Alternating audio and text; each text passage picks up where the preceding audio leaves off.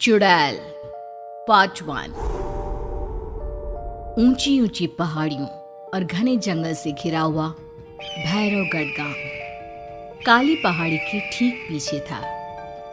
काली पहाड़ी यानी मौत का घर। भैरवगढ़ गांव तक पहुंचने का रास्ता बेहद दुर्गम था। लगभग 24 घंटे घने तूफान और तेज हवाओं की वजह से वहां के वीराने माहौल की कहानियां लोगों के दिलों को दहला देती थी। ऐसे बहुत कम लोग थे जो भैरवगढ़ गांव तक जाने की हिम्मत करते थे। लोगों का कहना था कि इस गांव के आसपास बुरी आत्माओं का साया मंडराता है। गांव के रहने वाले लोगों ने वैसे तो अपनी आंखों से किसी बुरी आत्मा या साये को नहीं देखा था, लेकिन गांव का बच्चा बच्चा इस बात को महसूस कर सकता था कि गांव के ऊपर कोई तो खौफनाक साया मंडरा रहा है। और उसकी वजह ये थी कि उस गांव में जैसे ही कोई लड़का 18 साल का होता, उसके 18वें जन्मदिन की रात ठीक 12 बजे अकस्मात उसकी मौत हो जाती। हर बार ये मौतें बड़े ही रहस्यमयी ढंग से होती और इस बार सरपंच सुमेर के बेटे को 18 साल होने में अब बस 15 दिन बाकी थे। अजी सुनते हैं, हमारा बेटा भी कुछ दिन बाद 18 साल का हो जाएगा। कहीं वो डायन उसे भी खा गई तो? कैसी बातें कर रही हो? जब वो इस गांव में ही नहीं है तो कोई भी डायन या बुरा साया उसका कैसे कुछ बिगाड़ सकता है? उसे कुछ नहीं होगा।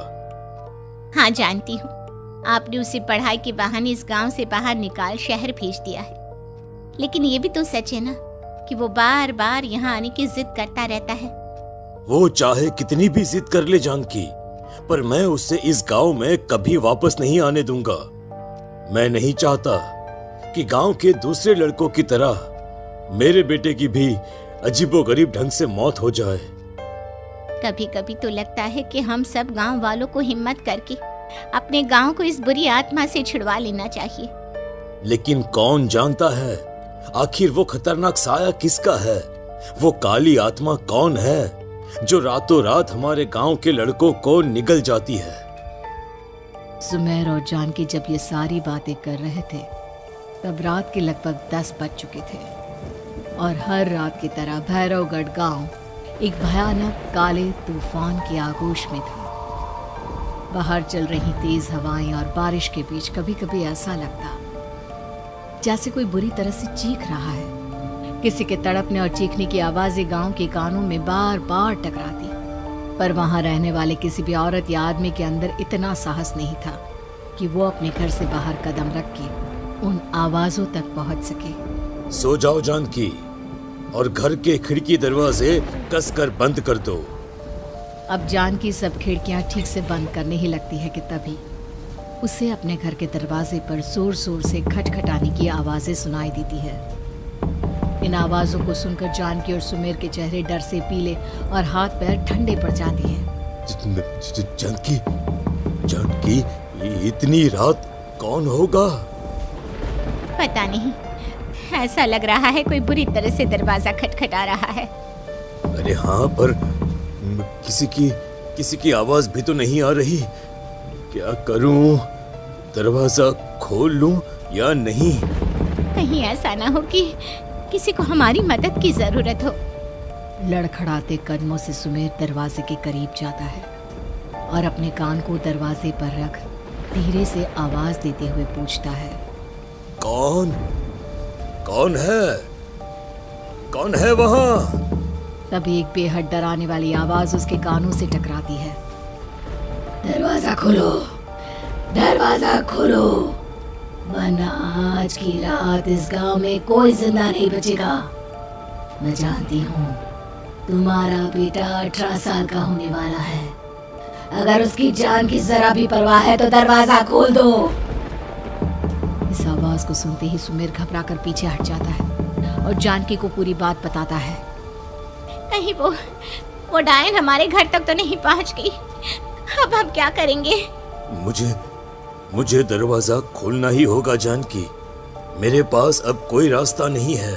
इतना कहकर सुमेर डर से अपनी दोनों आंखें कसकर बंद करता है और कांपते हाथों के साथ झटके से दरवाजा खोल देता है। तभी किसी के जोर से हंसने की आवाज सुमेर और जानकी को सुनाई देती है।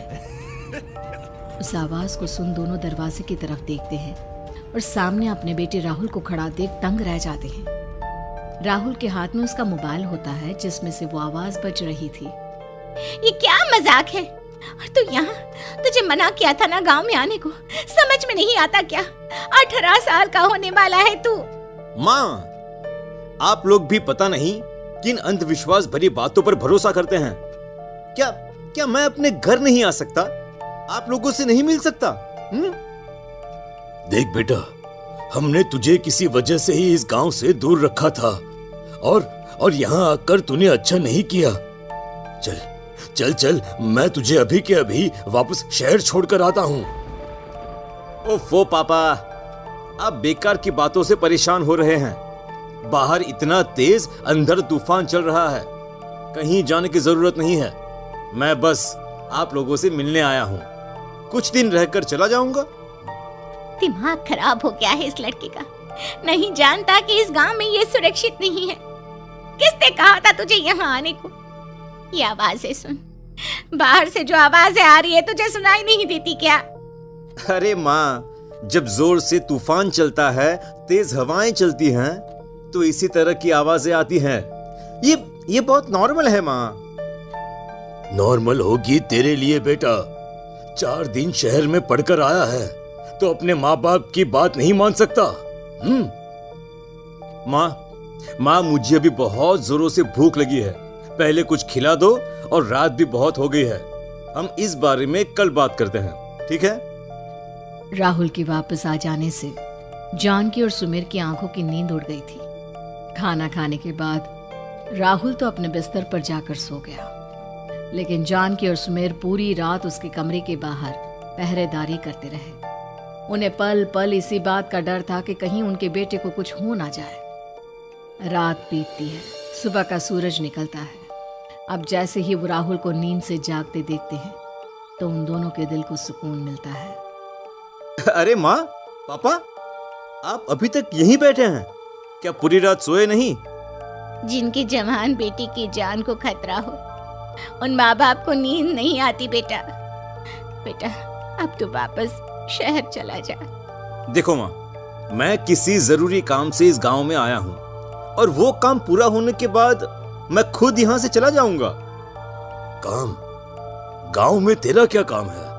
पापा, मैं बचपन से ही इस गांव के बारे में बेहद डरावने किस्से सुनते आया हूँ, इसीलिए अब मैं उन्हीं किस्सों के ऊपर डॉक्यूमेंट्री फिल्म बनाऊंगा। रिसर्च करना चाहता हूँ कि आखिर सच्चाई है क्या। हे भगवान, लो जी, सुन लिया, और भेजो इसे पढ़ने के लिए शहर। मैंने आपसे पहले ही कहा था, मेरी बहन के पास दूसरे गांव भेज दो। ना ये शहर जाता और ना उल जुलूल की बात इसके दिमाग में आती। जानकी और सुमेर राहुल को समझाने की बहुत कोशिश करते हैं, पर वो किसी की बात नहीं सुनता और अपना कैमरा लेकर गांव की पास वाली काली पहाड़ी की तरफ निकल जाता है। अब राहुल जैसे ही काली पहाड़ी पर पहुंचता है, उसकी नजर पहाड़ी के ठीक बीचों बीच बनी एक पुरानी झोपड़ी पर पड़ती है। यहाँ भी कोई रहता है क्या? ये इंटरेस्टिंग होगा। राहुल की आवाज पहाड़ों से टकराकर उसके कानों में सुनाई दे रही थी। उसने चारों तरफ का नजारा देखकर वहां की तस्वीरें अपने कैमरे में उतारना शुरू कर दिया। तभी अचानक राहुल ने अपने कैमरे में खींची हुई तस्वीर को जूम करके देखा, और उसमें उसे जो नजर आया वो देखकर राहुल की होश उड़ गए। क्या सचमुच उस गांव के ऊपर किसी बुरी आत्मा का साया था? क्या राहुल की जान बच पाएगी? क्या देखा था राहुल ने उस फोटो में जिसे देखकर वो दंग रह गया? इन सवालों के जवाब जानने के लिए देखिए इस कहानी का अगला भाग।